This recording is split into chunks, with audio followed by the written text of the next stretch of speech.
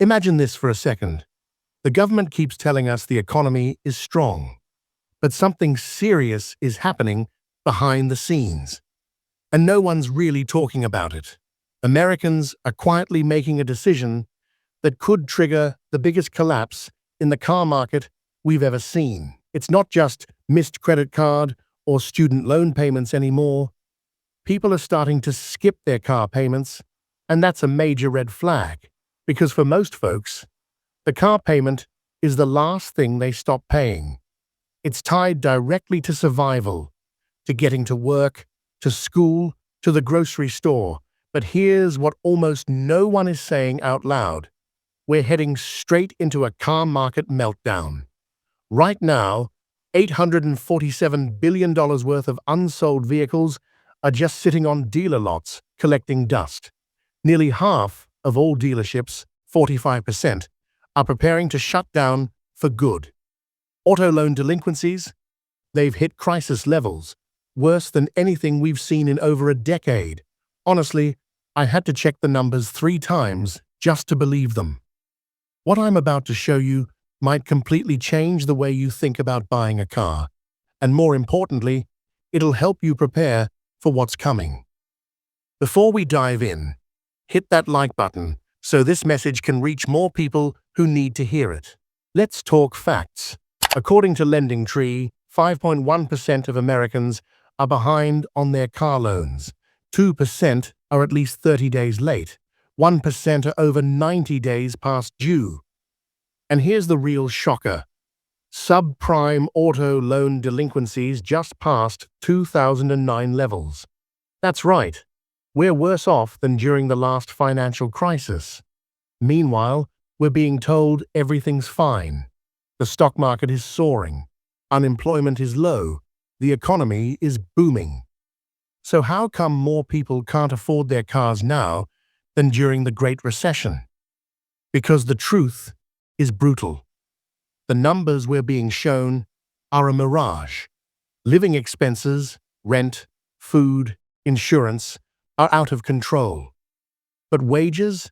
They haven't kept up, not even close. Here's another punch to the gut.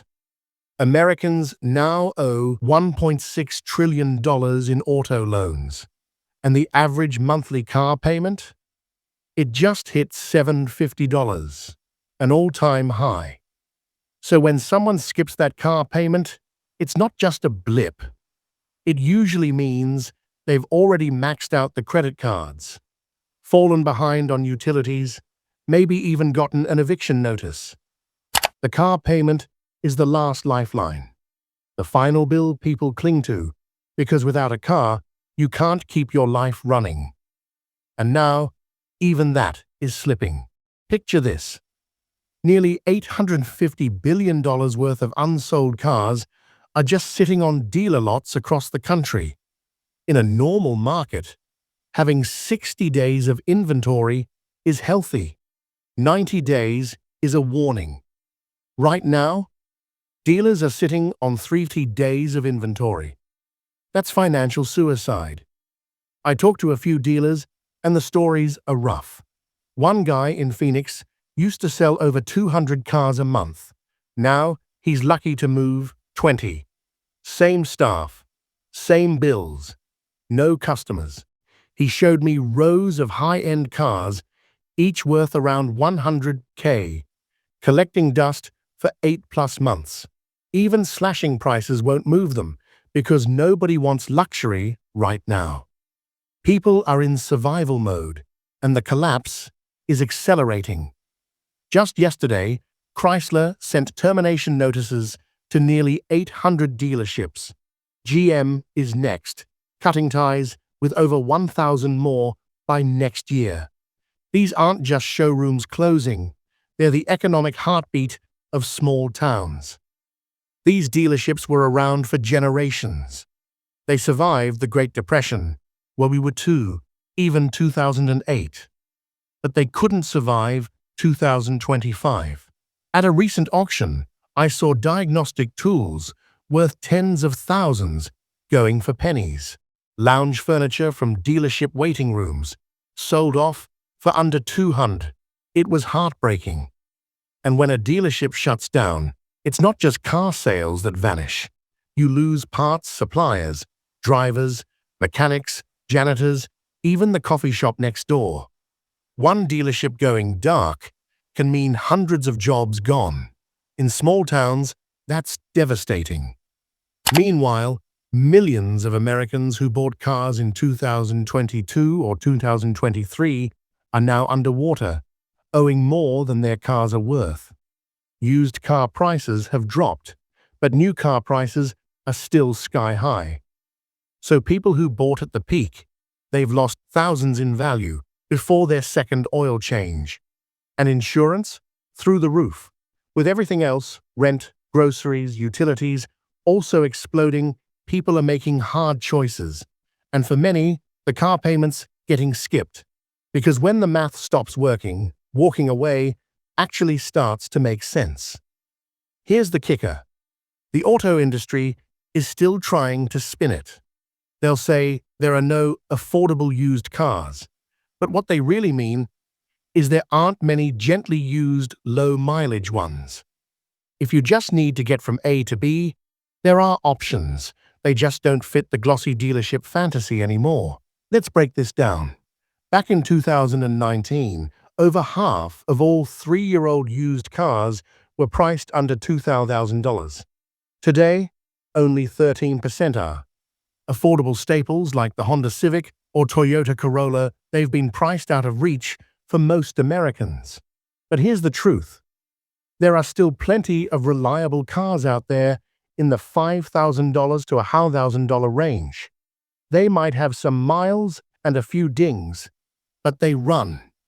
They'll get you to work, and they won't wreck your budget. So why aren't people buying them? Ego. Too many people would rather go broke financing a new car than drive an older, paid-off one that actually makes sense. But here's the twist. The dealerships that are surviving today, they're not the flashy ones with marble floors and espresso machines. They're the ones that ditched traditional car sales and leaned into older, high-mileage vehicles. One former franchise dealer told me, "I make more profit now selling 10-year-old cars than I ever did selling new ones." Her customers don't care about heated seats or subscription-based extras. They just want something affordable and reliable. Her lot is full of high-mileage trucks and sedans, and people are specifically asking for vehicles with over 100,000 miles. Why? Because they trust them. Those cars have proven themselves. New cars? Too many horror stories, glitchy electronics, pricey repairs, and software bugs that leave you stranded. That new car smell doesn't mean what it used to. Some smart dealers have gone a step further, turning their showrooms into independent repair shops. And they're making more money fixing older cars than they ever made selling new ones. Because people aren't trading in every 3 years anymore. They're holding on and riding it out. That 45% dealership closure rate, it's not just a number. It's thousands of businesses gone, and with them, hundreds of thousands of jobs that aren't coming back. Why? Because the old car sales model is collapsing. Major automakers are shrinking their dealer networks by over 40% in the next 2 years. They're pulling out of rural and suburban areas, focusing only on major cities. Even Tesla's in panic mode, slashing prices, offering crazy incentives, even giving away free software transfers just to clear out inventory before tax credits expire. And it's not just the auto world. FedEx just cut over 500 jobs, joining a wave of companies downsizing and consolidating across the country, all in the name of profit. Here's my honest advice. If you're struggling right now and need a car, don't fall for the trap. Skip the flashy models and finance offers. Instead, find the cheapest, most reliable vehicle you can. Pay cash if possible, even if it's not pretty. because a $5,000 paid-off car is worth way more than a $4,000 car with a $700 monthly payment you can't afford. Yes, the car market is in chaos, but if you play it smart, you can actually come out ahead. We're seeing massive discounts, liquidation sales, and clearance deals as dealers scramble to survive. But these deals won't last. As more dealerships close, those opportunities will disappear, and they're not coming back. So now's the time to ask yourself, will you adapt to the new reality or get crushed trying to live in the old one?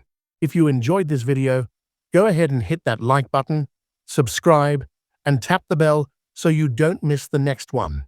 Thanks for watching, and I'll see you in the next one.